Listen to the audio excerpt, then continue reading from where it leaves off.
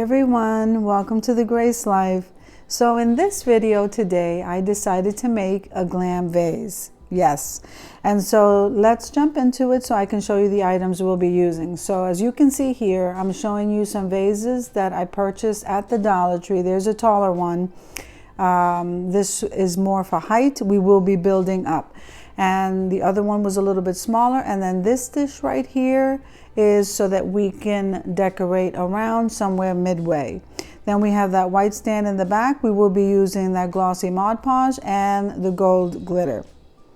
So what we'll be doing is a combination of the Mod Podge and the gold glitter. So we're going to be applying that mixture onto both vases. And so we will be doing 2 coats of this.